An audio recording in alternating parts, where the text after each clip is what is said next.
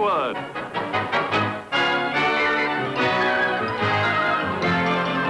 The Jack Benny Program.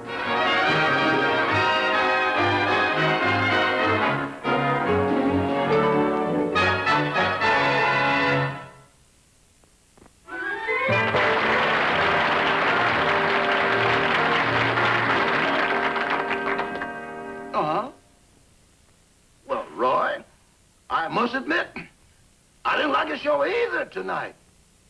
Mr. Benny just wasn't funny. Of course I work for him.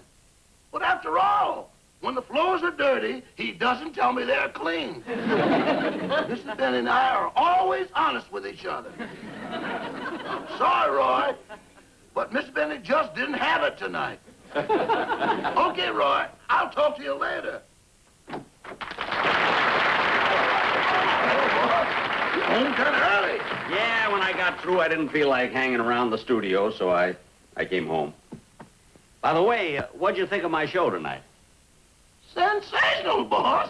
Sensational. You know, Rochester, coming from someone else, it wouldn't mean much. But I know that you always give me an honest opinion. By the way, were there any messages for me? Oh, yes, yes. I wrote them down on this pad.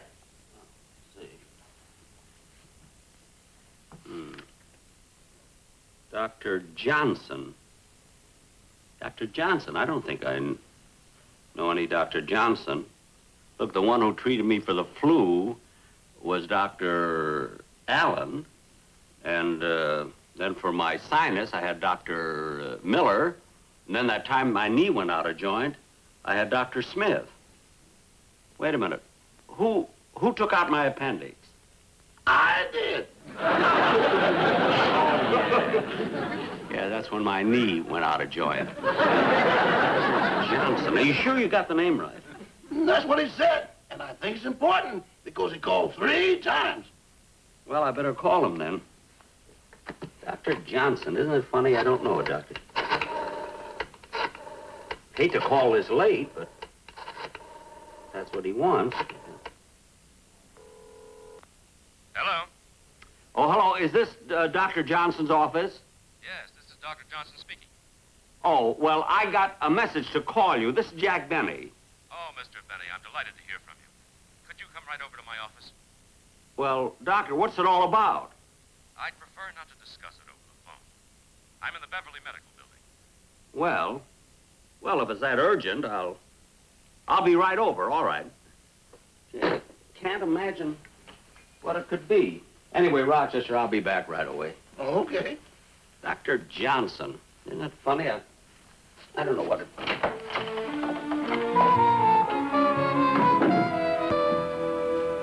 Psychiatrist. Oh, Mr. Benny? Yes. I'm Dr. Johnson. I hated to ask you over like this, but as I said, it's quite urgent. I know, but what is it you wanted to see me about?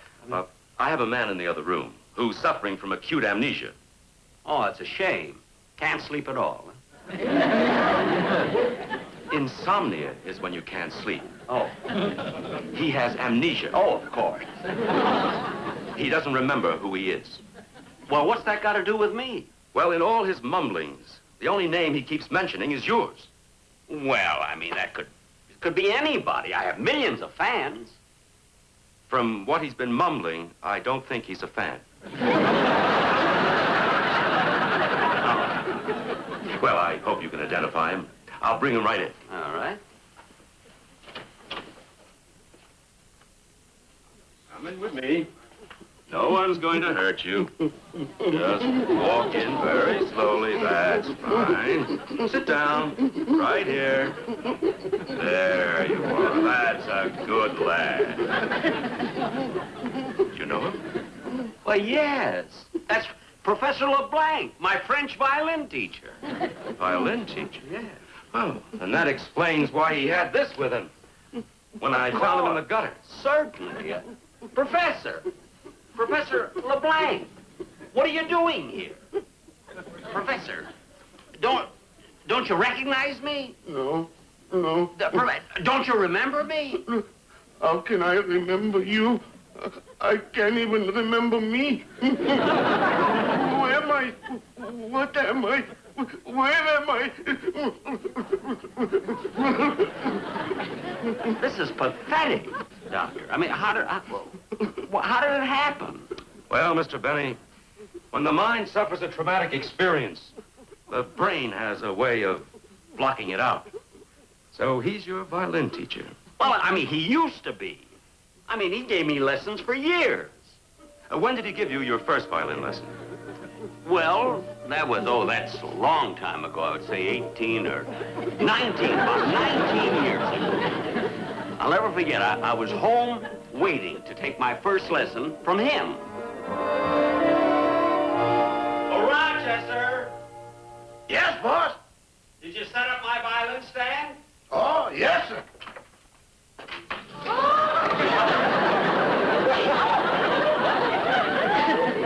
Boss, What? why did you decide to take violin lessons again? Well, because, Rochester, I haven't played the violin since I was at the Palladium Theater in London. And I want to get my fingers back in shape. Why? What did they do to them? They didn't do anything to him. Gee, I hope my new teacher turns out to be all right. Oh, that must be him now. Monsieur Benny, Yes. I am Professor LeBlanc, Pierre LeBlanc. Oh, yes. Come right in. See, Come right in. my, you have a lovely home. Thank you, Professor. Monsieur Benet, Yeah. on the phone you told me that you have been playing the violin for many years and you just wanted to take a sort of a refresher course. That's it exactly. I just want to sort of smooth out the rough spots. Will you take my hat? Oh, yes, here, oh, yeah. Thank you very much. Well, I will be happy to give you the lessons. Shall we proceed? Well, first, Professor LeBlanc, I think I ought to know what your fee is. I mean, what do you charge for violin lessons? Oh, with me, music is a passion. To teach it is a great joy. So I would prefer to leave the price entirely up to you. Good. Well, come on, I'll get my violin, and we'll... Oh, Mr. Benet, yeah. before you commence, perhaps it would be well if I saw a little of your technique. Would you play something for me? Why, certainly. What would you like to hear? Anything you know well. Well, supposing I play the first movement, the start of the first movement of the Mendelssohn Concerto. Oh, oui, Mendelssohn, very good, Yeah. very good. You know. Oui. Right?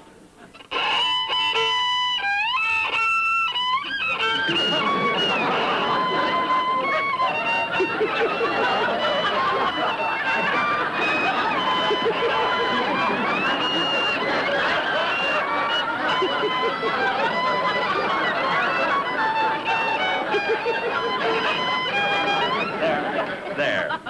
How was that? Do you think you can make a good violinist out of me? Well, I think I can do something, but it will take time. How old are you? Why? How much time have we got left?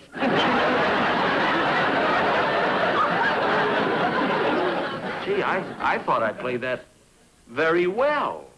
I mean, I've been playing since I was a kid. Oh, Monsieur Benet, do you mind if I tell you something? What? Forget you ever took any lessons. Let us wipe the slate clean. We will start with the exercises. Exercise? But that's for a rank beginner. Exactly. we play the Kreutzer exercises. Kreutzer? Oui, the Kreutzer exercises. I have them. You do? Here. Good. I have it here. Gee, I haven't played this in a long time. It's for kids. Kreutzer exercises. All right. You want me to? I'll start from scratch. That I am sure.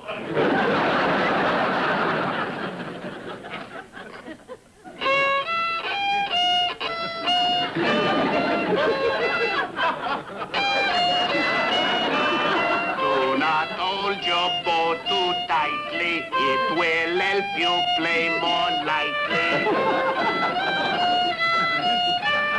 Play it softly, not so brassy. Pull your tongue in your nut lassie. So that day 19 years ago was the first time Professor LeBlanc gave you a violin lesson. That's right. From then on, week after week, he came to my house and continued to give me lessons.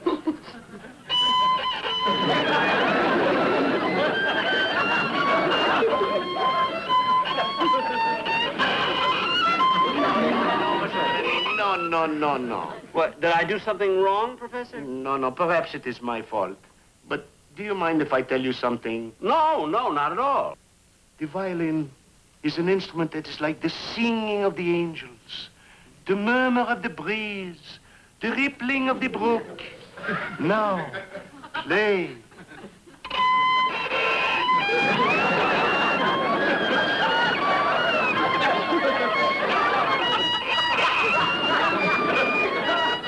Is that better? Is that what you mean? Monsieur Benet, perhaps if you held the violin upside down. Upside down? I wouldn't be able to play it that way. Let us try anything. We will go back to the exercises. Again, the Yes, exercises? The exercises. Play, please.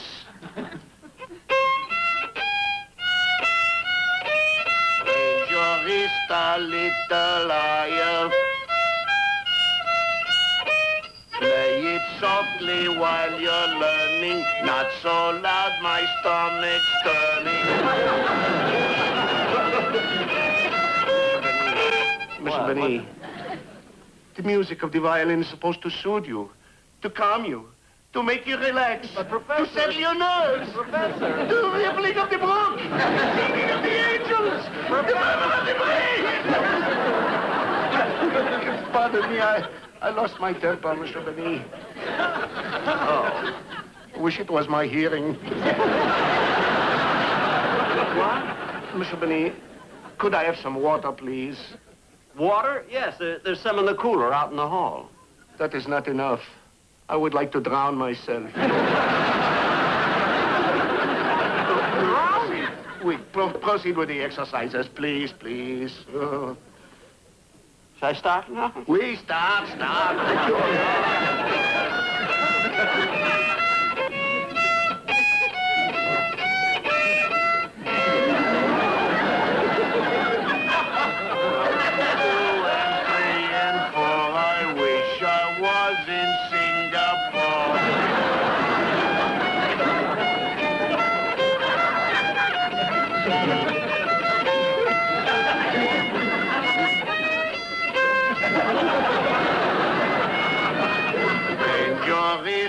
Slide your finger, pull the switch, don't let me linger.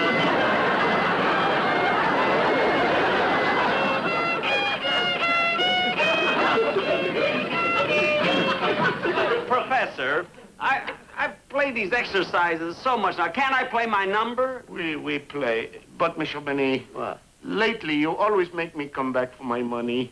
Could I be paid for the lesson today? Well, of course, Professor, certainly. Oh, Rochester! Yes, boss? You call me? Yes, of course, Professor. Rochester, in my bedroom, on the dresser, my money is there. Will it bring me $1.75? Wait, Rochester, Monsieur Benet, now please, do not get excited. No, what? But the cost of living is so high, I must raise the price of the violin lesson. But, Professor... Look at me. I am in rags.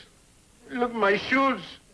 The soles are worn out. I owe everybody money. I am overdrawn at the bank. I have borrowed on my insurance. Next week, my wife is expecting another baby. That will make 8 mouths to feed. Our rent is overdue. We are being dispossessed. Professor! Well, of course I'll raise your salary. I'll raise your price. Rochester. Yes, boss. Rochester, you're crying. Yes. Until he got to the wife and children, I thought he was talking about me.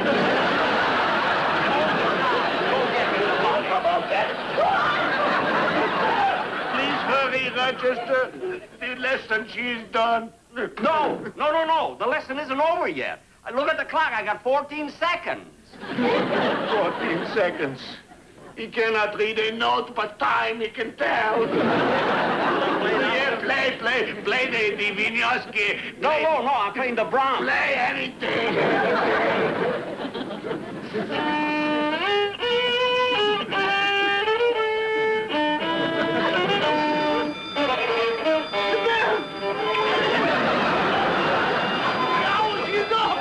The message is finished. I am liberated. Liberated. Free. I don't want to pound it up,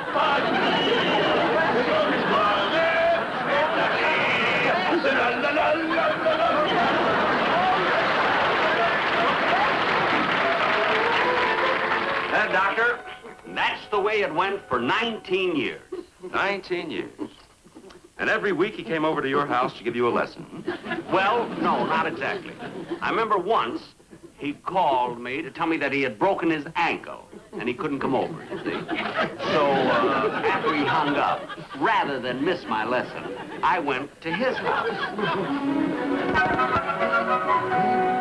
Pierre! Pierre, I cannot understand you.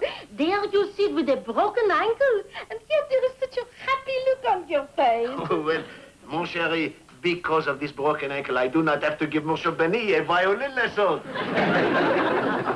Who can that be? I will see. Oh, does Professor LeBlanc live here? Oui, I am Mrs. LeBlanc. Oh, well, I'm Jack Benny. Please, wait here. Pierre, in the hall, it is Monsieur Benny. Monsieur Benny? Well, what shall we do? What shall we do? Oh, I know. I will lie down in the cedar chest, and I will cross my arms. You light a candle and cry a little. Maybe he will believe it and go home. No, Pierre, it is too drastic. Oh, I suppose so. Well, let him in. Oui. Huh? You may come in, Monsieur Benny. Thank you. Oh, Professor, you know, when you called me and said you couldn't come over to my house, and I thought rather than miss my lesson, I'd come here. I know. How's your broken ankle? It was a miserable failure. It was not worth it. Well, come on, let us proceed with the lesson. If you came here to take a lesson, get it over with. okay. I'll get out my violin. Here we are. Now, Professor, what were we doing the last time you gave me a lesson?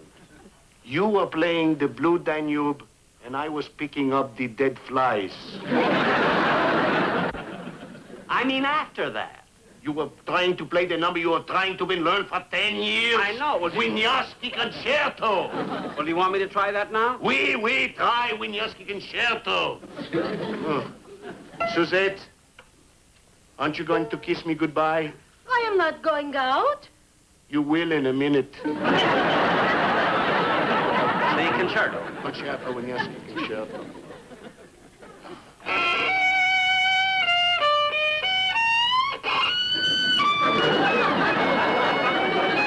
Pierre, vous lui apprenez à jouer du violon depuis 19 ans.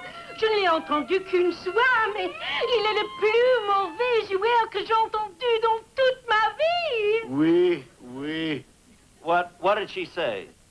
Well, it loses something in the translation, but it means you stink.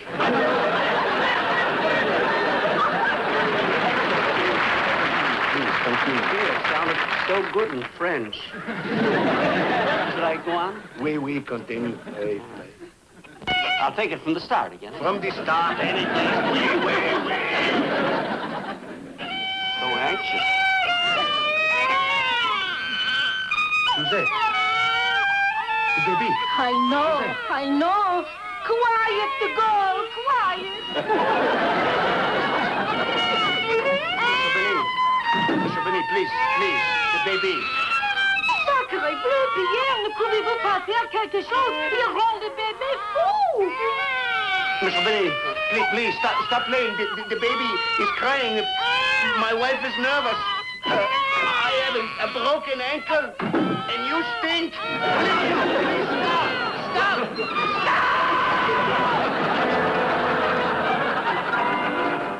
And that's the last lesson I ever took from him. I'm sorry, Doctor, that I couldn't be of any more help. On the contrary, you've been a great help.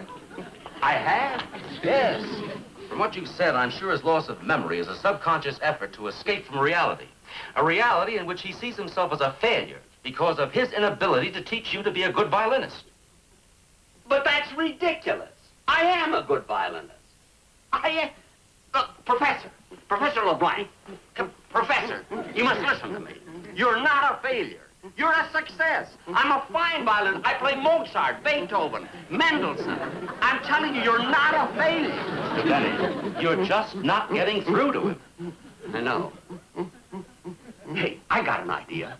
Supposing I take his violin and prove to him that I'm a good violinist. Yes, maybe if he hears you play well, the shock will bring him back to reality. I didn't like the way you phrased it, but that's the idea. Professor, I'll play the Wieniawski concerto for you. You remember that one.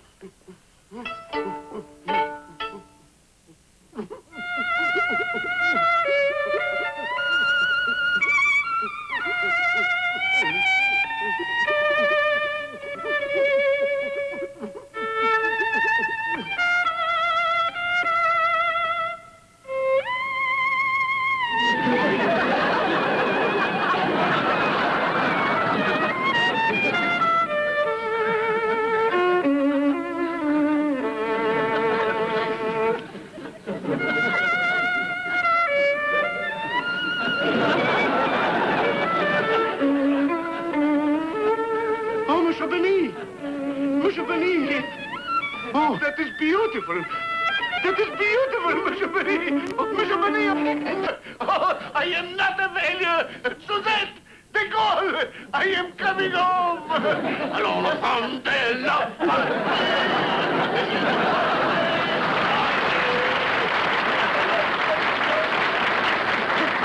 Mr. Benny, you did a wonderful thing. You brought that man back to normal. It was a great favor you're coming here tonight. Well, thank you. Thank you, Doctor. And now, you could do me a great favor. What's that? Well, during my long career as a comedian, I've made a lot of money getting laughs with my violin. So please, Doctor, don't tell anyone that I play that well. Jack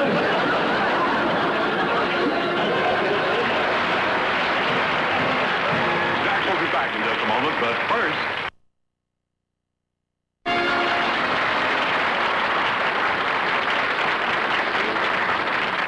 Thank you very much, ladies and gentlemen. I hope you all enjoyed the show. And I certainly want to thank the fellow who played the part of my violin teacher, one of the most versatile performers that I know, Mr. Mel Blanc. Mel, you were just wonderful today. Well, thank you very much, Jack.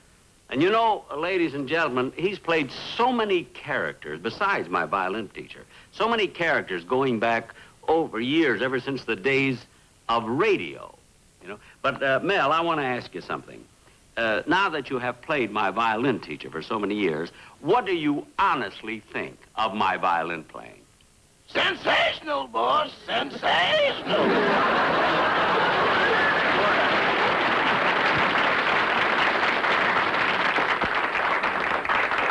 Good night, folks. I'll be seeing you soon.